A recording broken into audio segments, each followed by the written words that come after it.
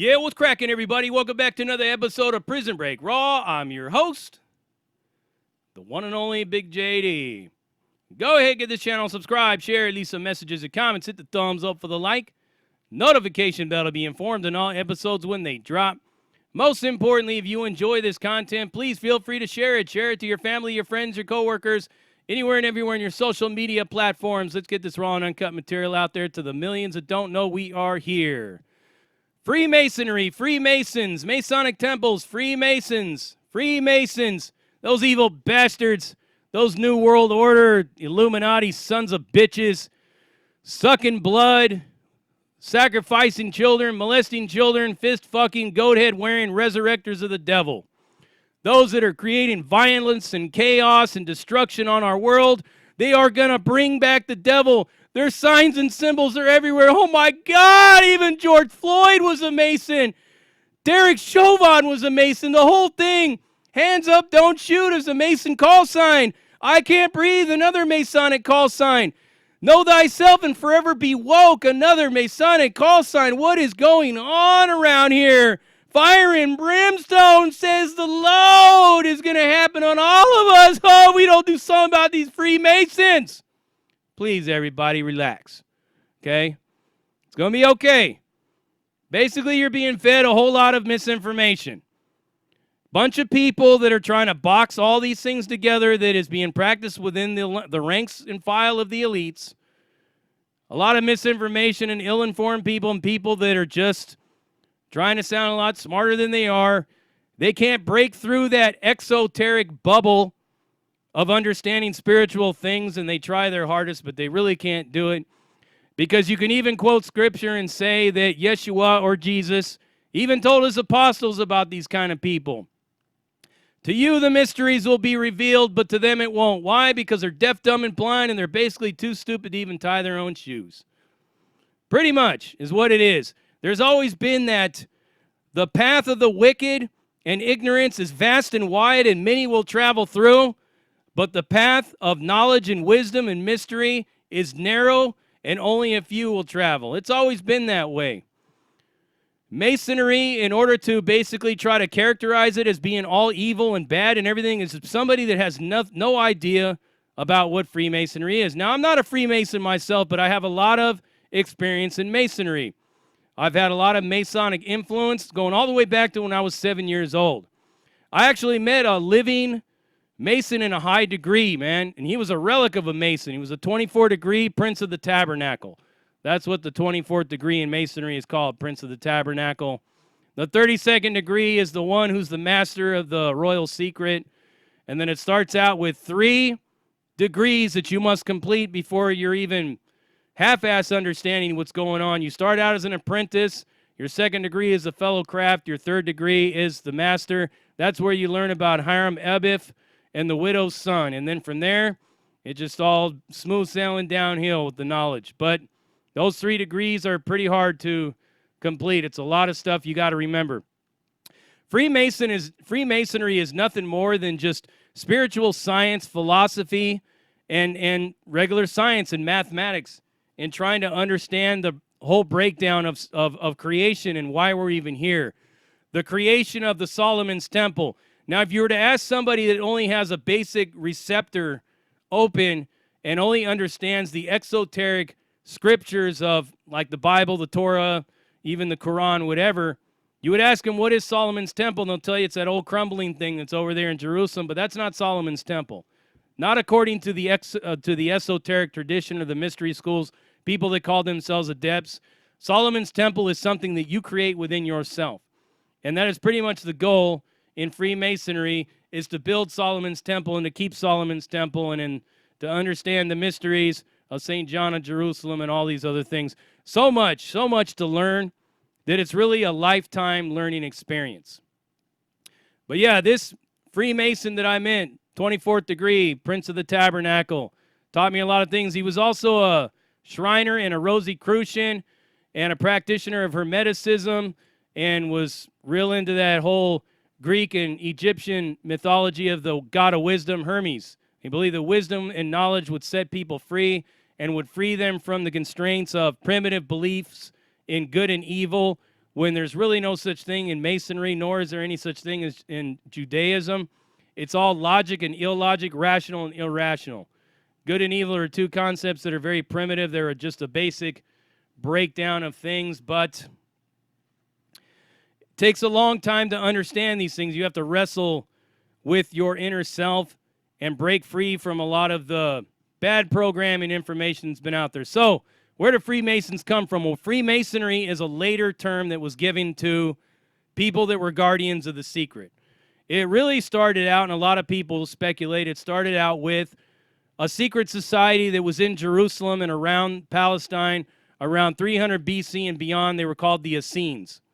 They had a whole quarter in Jerusalem dedicated to them. They had an ascetic order outside around Qumran and all these different places, and they were basically practitioners of mysticism, astrology, magic, numerology, gematria, spiritual sciences, philosophies, and mathematics, and all these different things. Some people even believe that Pythagoras was a part of them, and that they also had an order in Egypt. They were called the Therapeutes. They were healers as well. Not only were they healers of the body, but they were healers of the mind. And after Titus had completely destroyed Jerusalem after the fall of Masada, a lot of the original Judaism, the one that was more mystical, the one that was more grounded in logic and mathematics and all of these things, was forever destroyed and buried under what was left of the ruins of the temple. And this rabbinical Judaism that was the Roman improved version was presented to the Jews after that, and it's very different than what it used to be. So, how did these secrets get dug up? And how are they different from a lot of these things that you hear about with these pedophile rings and sucking blood and sacrificing children that you hear that certain people in the government are involved in, and molesting of children, and all these cults and everything? Is that Freemasonry? That has nothing to do with Freemasonry. I'll explain like how they all share the same common knowledge, but Freemasonry is much different. So, most of those people, you have to understand that when Christianity became the primary religion of Europe and the Roman Empire, the Holy Roman Empire, it was very hard for people like Constantine and others to pry loose a lot of these people's ancient paganistic practices. So what they did is they just incorporated them all into Christianity under the universal church. Universal church just brought it all together. The one group of people that actually were excluded from all that were the Gnostics, the Gnostic Christians that believed in the inner knowledge, the esoteric knowledge, the understanding of thyself and free will, and understanding of the aeons and everything, and how this world is actually the devil's world.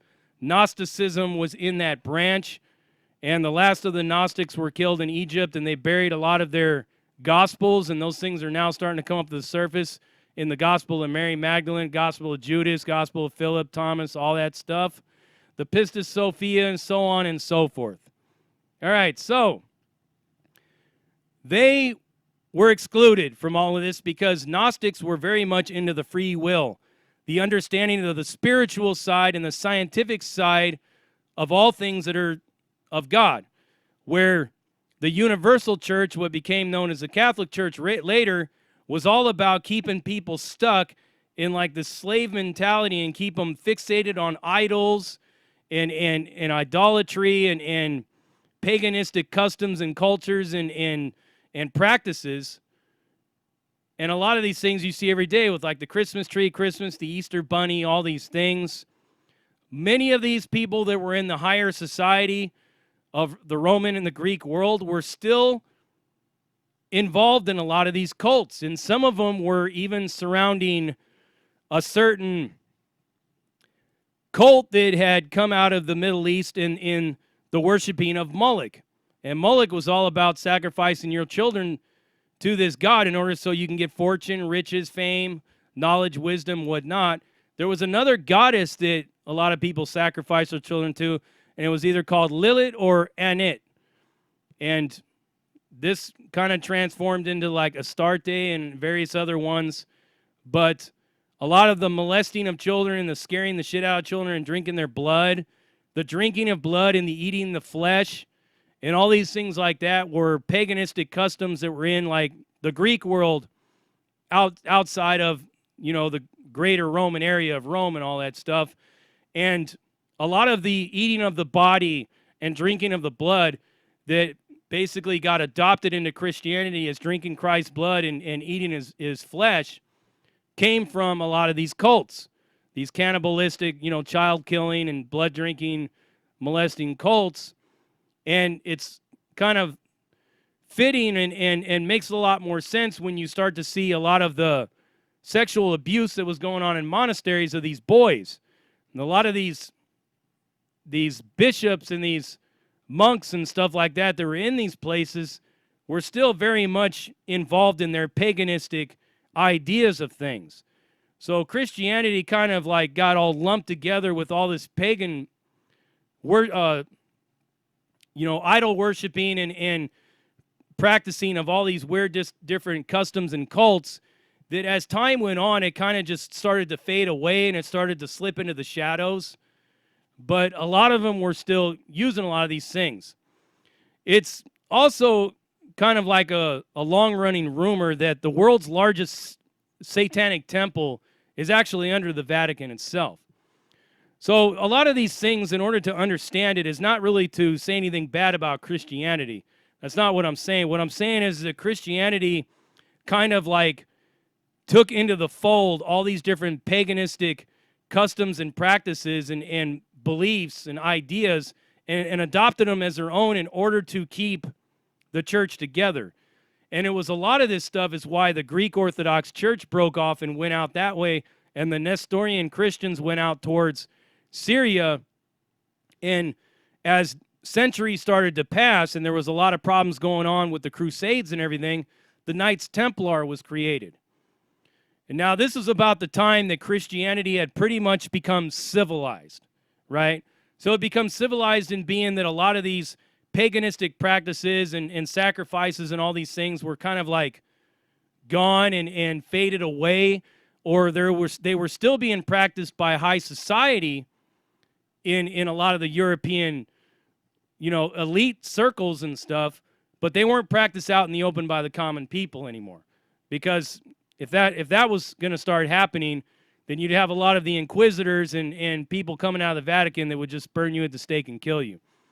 So a lot of people in high society in the royal world were still practicing a lot of this stuff, but they were just doing it on the low and still going to Sunday service with their local bishop or their local pastor or priest.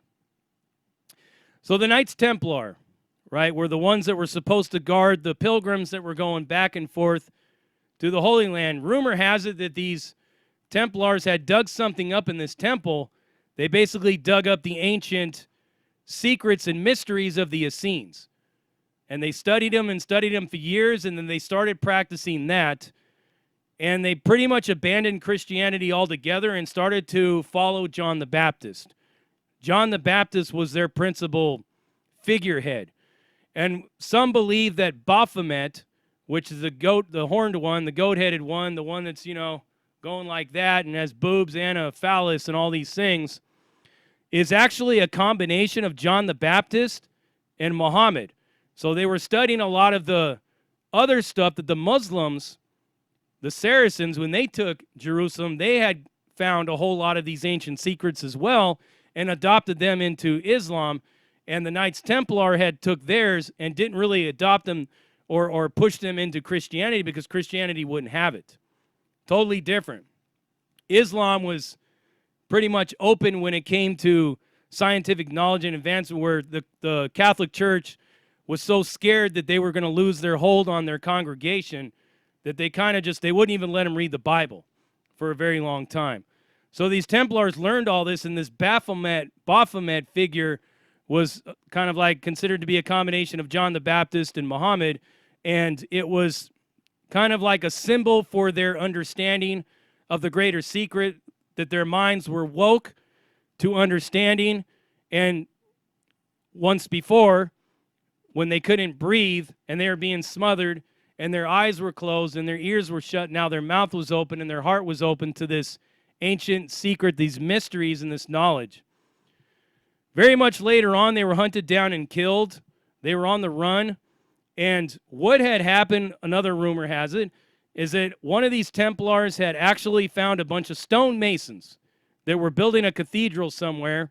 And since they were already builders of something extravagant, why not teach them something that would build their inner self as well? So Masonry was born out of that. Stonemasons that had learned these secrets, and when they went from place to place, they started to kind of chisel in all their symbols and everything that they were a part of. And the Freemasons were always a secret society of the working class people, kind of like the blue collar class of everything in Europe. And that's what they were. So the real question is, who's a Freemason as far as what's going on in government and everything like that? And are the Freemasons the one that are creating this insidious plot to create this new world order? Because a lot of their symbols are talking about new world order and stuff like that. Well, new world order, you can look at it in many different ways. New world order, you could look at it in a bad way, because some people, their concept of a new world order is something insidious. And then you have others that their idea of something that is a new world order is something good. So there's always a good and a bad that comes with both of these things. It's just like anything else. Another one that is constantly and commonly confused with Freemasonry is the Illuminati itself. Now, there's no real Illuminati anymore. The Illuminati were an occult order of Bavarian upper-class people that were practitioners of the high magical arts. And they were illuminated because they knew a lot of these same mysteries and a lot of these same, like, spiritual sciences that the Masons knew, but they weren't exactly Masons themselves, because you had many different orders of things.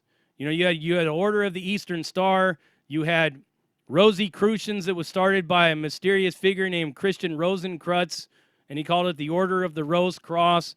You had many other ones, even like they're saying the Knights of Columbus and all these other ones, and what was the other one?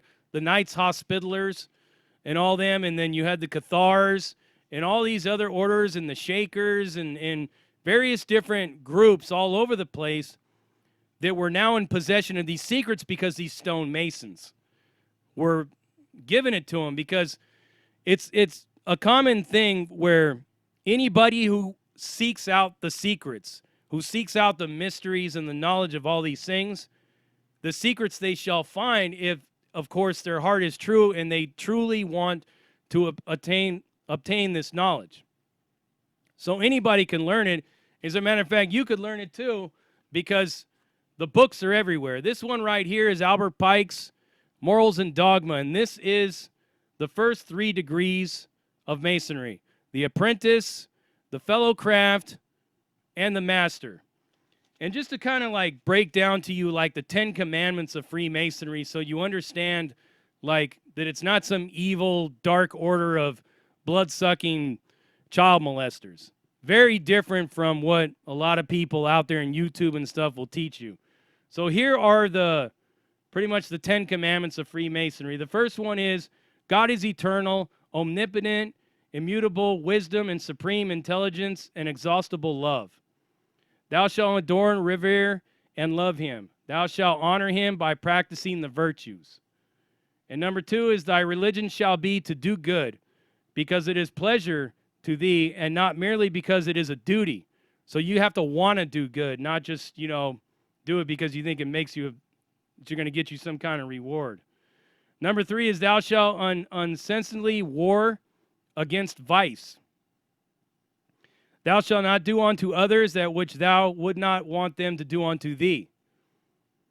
Number 4 is, thou shalt honor thy parents. Thou shalt pay respect and homage to the aged. Thou shalt instruct the young. Thou shalt protect and defend infancy and innocence. Thou shalt cherish thy wife and thy children. Thou shalt love the country and obey its laws. Those are just a few of the commandments. I mean, they go on. And thy friend shall be thee a second self. Misfortune shall be estranged thee from him. Thou shalt do for his memory whatever thou wouldest do for him if he were living. Thou shalt avoid and flee from insecure friendships. Thou shalt in everything refrain from excess. Thou shalt fear to be the cause of a stain on thy memory. Thou shalt allow no passions to become thy master. Thou shalt make the passions of others profitable lessons to thyself. Thou shalt be indulgent to error. Thou shalt hear much. Thou shalt speak little. Thou shalt act well. Thou shalt forget injuries. Thou shalt render good for evil. Thou shalt not misuse either thy strength or thy superiority. Thou shalt study to know men, that thereby thou mightest learn to know thyself. Woke, remember? Thou shalt seek after virtue. Thou shalt be just. Thou shalt avoid idleness. Doesn't sound like a whole lot of evil stuff to me. But you see how people try to smut people up and try to make sense of something that they don't understand because their mind is not wired for these kind of things. You have to understand the higher sacred geometry of mathematics and all the key mysteries of Pythagoras' theorems and whatnot to understand the complete workings of everything in the universe is all about vibrations and mathematics. And a Mason's duty is to build this perfect temple, the perfect temple within thyself. But you also have to keep that second person in order to maneuver through the world and achieve the experience of everything. But one main thing in Masonry is anybody that harms children, ooh-wee. But the people that are actually doing this to children and stuff like that, the people that are in the celebrity elite power structure that you think are Masons and all that, are really practitioners of something a lot more dark, dangerous, and very ancient. Goes all the way back to like Babylon, all up in Egypt, and it has many names, many different principal deities of destruction to others for self-gain. Moloch, Anet, all these different things, Beelzebub, all those things, different principal little lesser demons and devils.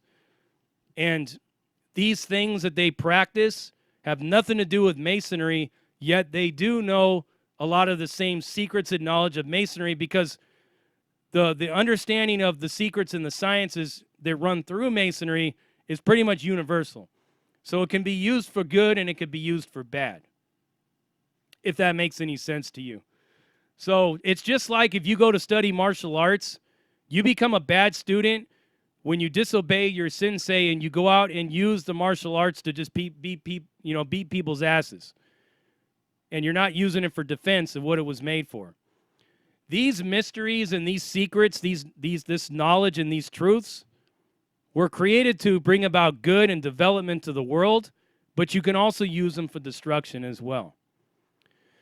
So, in all of this, I could basically tell you that Masons have gotten a very bad rap. Are there different orders of Masons that could be bad? Yes, of course. You have many different Masonic orders. They're not all one thing. You have, of course, like the Scottish Rite, you have the Blue Lodge, you have Prince Hall Masons, you have many different other, and then to even further complicate things, you have various different occult orders that some of them follow the Thelemic teachings of Aleister Crowley. You also have OTO, which is Ordine, Templi Orientis, which is OTO. It's another Hermetic mystery teaching of like the occult and whatnot. But a lot of different schools of thought and different avenues of advancement and self-seeking development comes from the same basic foundation of science. You can use an atom, you can use nuclear energy to destroy, and you can use nuclear energy to provide resources to the entire world, just like anything. So I hope this pretty much breaks down to you how Masonry has pretty much been given a bad rap. True Masonry and true free Masonic teachings is not for destroying the world. It's always meant to better it. You can even say that because George Washington was a Freemason, some people say, well, he owned slaves. Well, the truth about George Washington, and a lot of Masons who will teach you these secrets will tell you that George Washington freed his slaves long, long ago when he became a Mason. Once he learned Masonry, he learned that what he was doing was wrong. But the one thing that George Washington knew that he couldn't do is he knew he couldn't get out there and tell a Christian country that slavery was wrong, because a lot of biblical teachings in the Southern Bible Belt and the Southern states and whatnot was teaching that God had ordained slavery to be a condition for people with black skin because of the mark of Cain and because of the curse of Ham. So it was hard for him to teach the ignorant masses that this was wrong because Masonry teaches contrary to that. The only thing that he could do was free his slaves and teach them accordingly. And a lot of people that came out of George Washington's stock that were of African descent actually went on to become pretty prominent around the northern part of the states and whatnot. So George gets a lot of negative publicity when he was a man of a different time. He was way ahead of his time, and he couldn't necessarily get out and tell everybody free their slaves because they probably would have killed him. But he knew that through progress and through patience that at some point in time man would realize the error of its way and they would understand that slavery was bad. But yeah, a lot of Freemasons back then were abolitionists. They just had to be very careful because the religious fervor of this country was pretty fanatical back then. And you could lose everything and die real fast at the hands of it. So there it is there, a breakdown of it, how I understand it, how I've learned it. I've left a lot of things out. I've tried to condense this the best I could. I'm not here to teach you Freemasonry. I'm here to teach you all the misconceptions that people are putting out there about it in the hopes that you will open up your mind more to understand that in every teaching there is a good and there's a bad, and you can use anything for good or bad. Just like Islam and Christianity could be used for good, in a lot of ways it is used for good, but it's also used for bad, and it also has been used for bad. Same thing with Masonry, same thing with anything, same thing with martial arts, same thing with clownery. I mean, Pennywise was a bad clown, like I said, but Bozo the clown wasn't, so hope this all fucking makes sense to you because it's the best way that I can describe it from the way that I was taught it. Prison Break Raw, uncut, uncensored, no holds barred, not sugarcoat, not politically correct, all up in your face, slapping you with that dick of reality. And I'm out.